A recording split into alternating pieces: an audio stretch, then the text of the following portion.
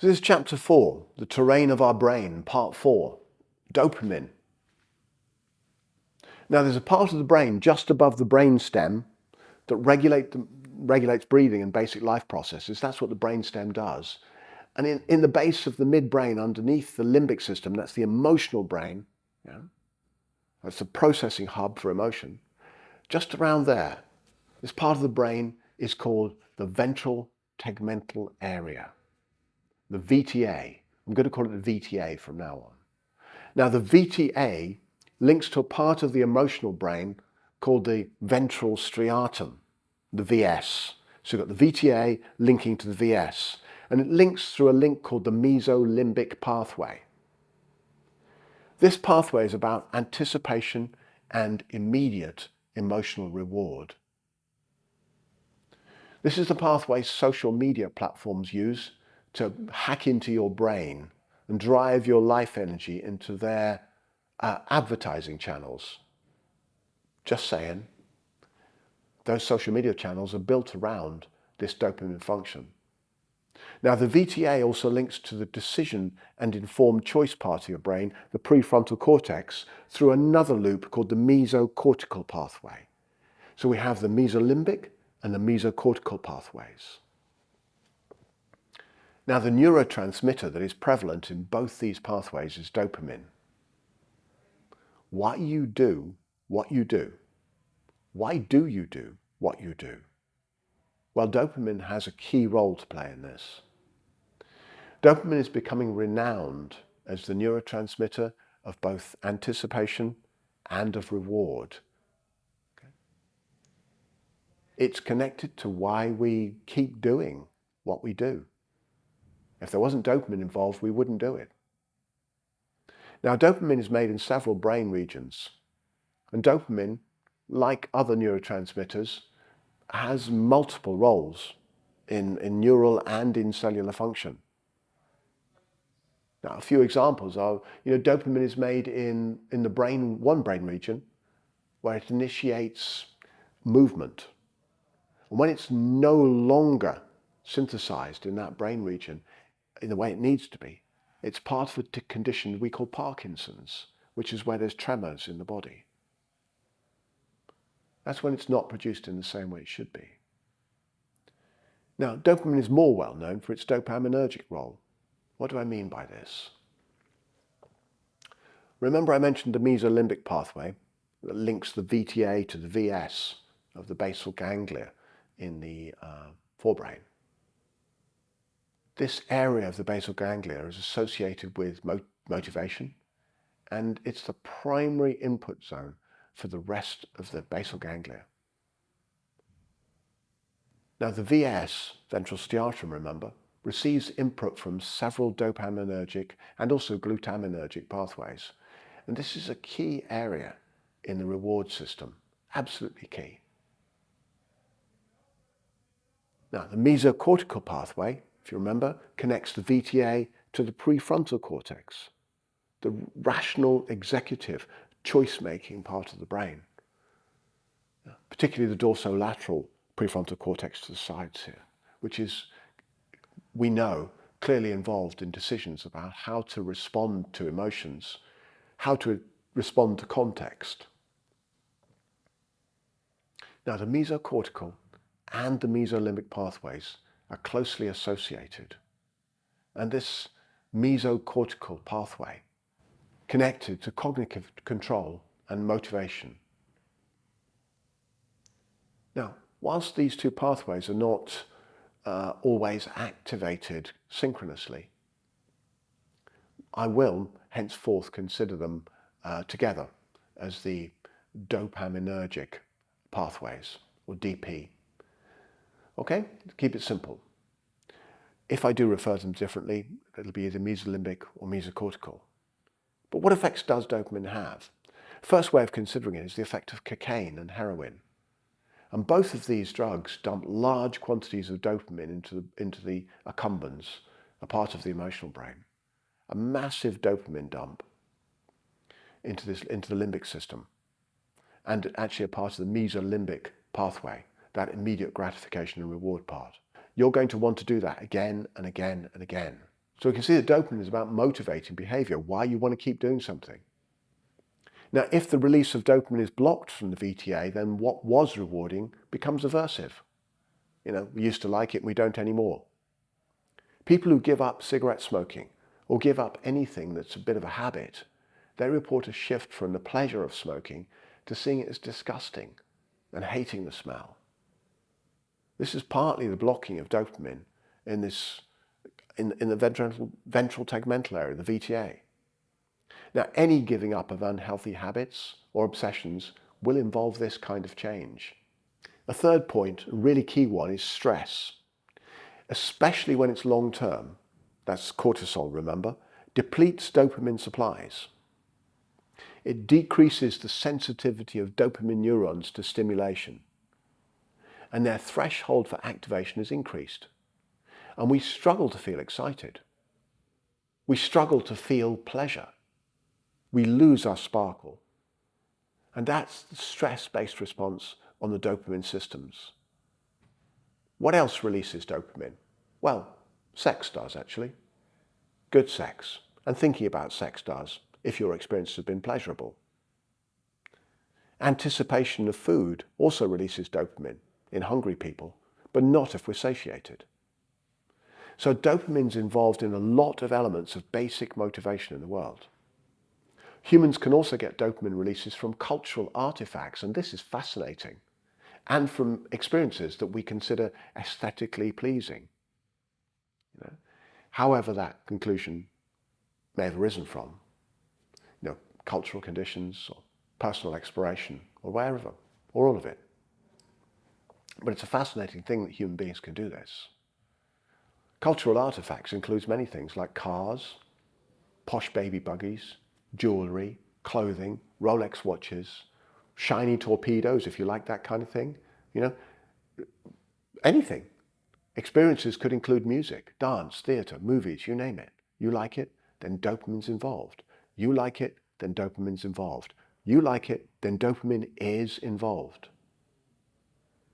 Social cooperation can release dopamine as well.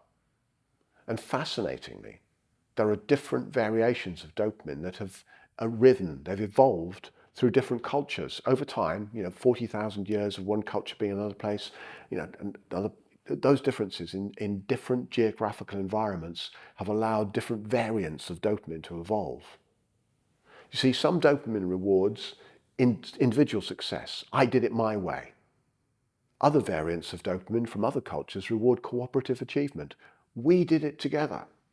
And you can feel the radical difference. I did it my way to we did it together. It's both dopamine, different variants of dopamine. Now, the shadow side of dopamine includes feeling good about punishing people because they have broken the rules. Whether the rules were written or unwritten, they broke them. So punishing people for their norm violations, whatever the norm is, based on whatever culture we live in, has always felt good to people. Dopamine's involved in that. Now, envy hits your pain centers.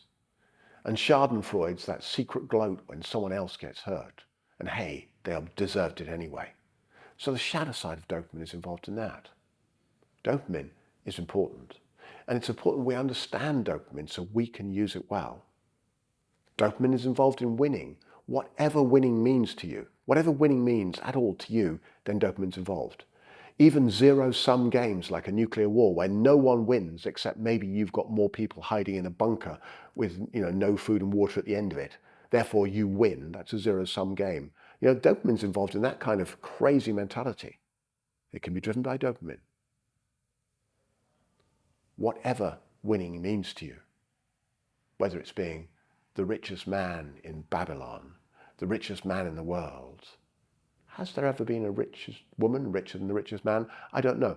But, being the autocratic ruler of an empire, driving a Formula One car, or, buying some object of your desires like the next piece of artwork, then dopamine is involved.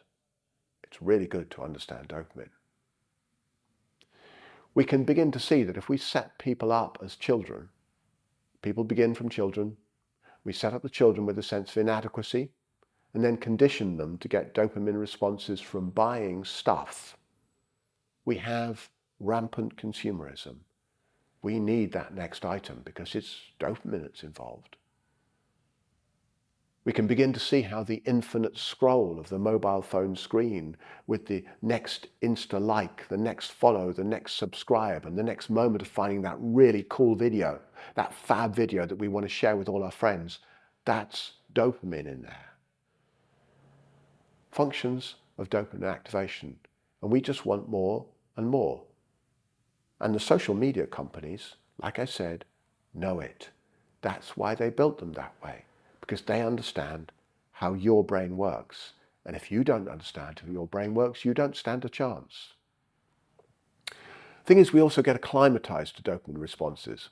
And the dopamine response diminishes with a particular prospect over time, a particular event, we start to get less dopamine. And this is partly why relationships are said to have that 7-year itch.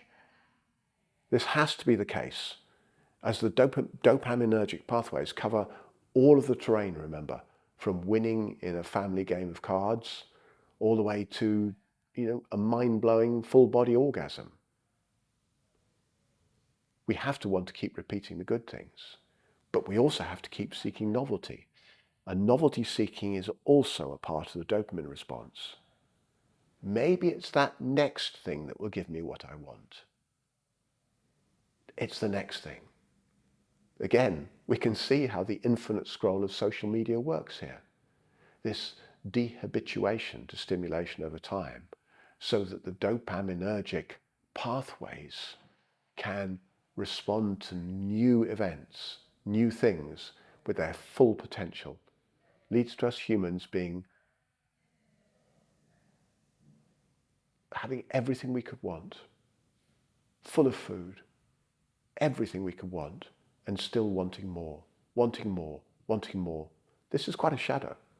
If we don't understand it and create disciplines to work with dopamine, we become addicts and succumb to the biological algorithms of the infinite drive and consumption of the dopaminergic pathways that have been derailed partly by culture, partly by trauma, partly by complexity. Remember, dopamine is as much, if not more, about anticipation than it is about reward. It's the anticipation that drives us, the goal-directed behavior to get that anticipated reward, and the reward that reinforces that anticipatory habit. The anticipation and the reward support each other. In tasks where one is asked to choose between an immediate reward now and a larger but delayed reward, the different dopaminergic pathways dominate. Now, with the immediate reward, it's the mesolimbic pathway, remember. Yeah, from the VTA up to the VS of the limbic system. And we get a dopamine hit, immediate reward, same as cocaine. And with the delayed reward, it's the mesocortical pathway up to the front of the brain. Now, as the delay of gratification is extended, then the dopamine released from this pathway is related to the length of the task, and the dopamine fuels the stamina, given the reward is sufficiently large. So when we postpone gratification and we build in goals and paths and directive and journey, we're switching on that mesocortical pathway rather than the immediate gratification of the mesolimbic pathway. So the practices we're doing where we're training the brain and where we're building the neural bridges between the medial part of the prefrontal cortex and the lateral part of the prefrontal cortex is enabling us to train our dopamine systems. Now, uniquely human and culturally driven is the concept of extreme long-term gratification and reward after you're dead. Now, there's some place you're supposed to go to where you're going to get your reward after this life. This actually is an extreme sustained dopaminergic response. Whether you get the reward or not, I don't know, but dopamine's involved. Adolescents whose rational risk assessing prefrontal cortex has not come online, remember it comes on 24 to 27 years old, and whose mesolimbic dopaminergic pathway produces more dopamine for expected outcomes that may be risky than adult brains do, stand no chance. Adolescents' choices are determined largely by the surge of dopamine rather than any kind of choice as to whether that action is sensible, risky, or useful in terms of long-term outcomes or not. But that's because this prefrontal cortex hasn't switched on yet. Dopamine and the whole dopaminergic system, like all body systems, is affected by genetics. If there are genes that lead to the production of less dopamine, fewer dopamine receptors, or reduced sensitivity of these receptors, then that individual needs a whole lot more anticipation, a whole lot more excitation, and a whole lot more reward.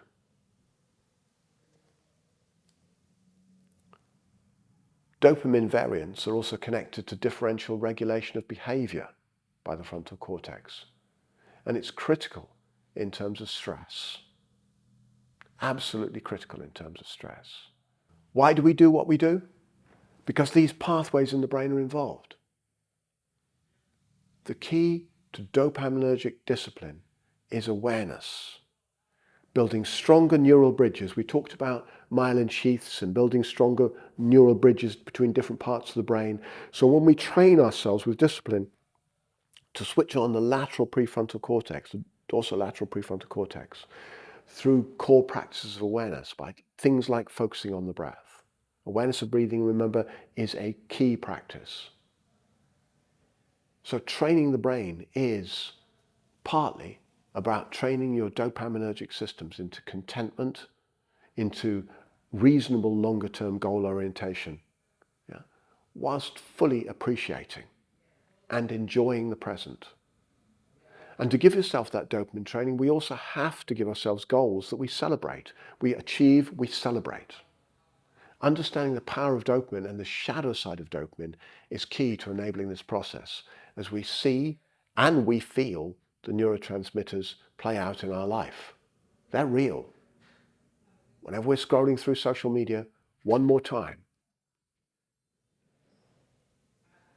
looking for that elusive aha, that's it. Or feeling the schadenfreude of that old nemesis getting their just desserts. Remember, that's dopamine. Whenever we achieve a goal, it's dopamine. Now, this work takes wisdom. It's understanding why you are doing what you're doing. It takes devotion to the greater you, to your potential, and the greater life that you could live and the greater life of all. We are interdependents, remember. It takes kindness to yourself now, as yourself. It takes kindness to life, kindness to all. It takes compassion. Compassion is simply understanding why people behave like they do, largely out of fear and craving. Dopamine's involved, and feeling the natural compassion that arises out of this. And it takes strategy. You only have so much time. How and what do you do to maximize transformational leverage? The practices we're giving you work with discipline to train your dopaminergic system, to train your brain. So you're taking the right actions, doing the right practice, and continuously working and playing to shift your neurology into creative purpose. This is the power of practice. It also takes stamina. Stamina is staying on track. It's a lifetime's work. Take a breath, dive deep, and enjoy it. This is a process. Take your time. Take your time. Learn well. Apply well. Practice well. And as best you can, enjoy it.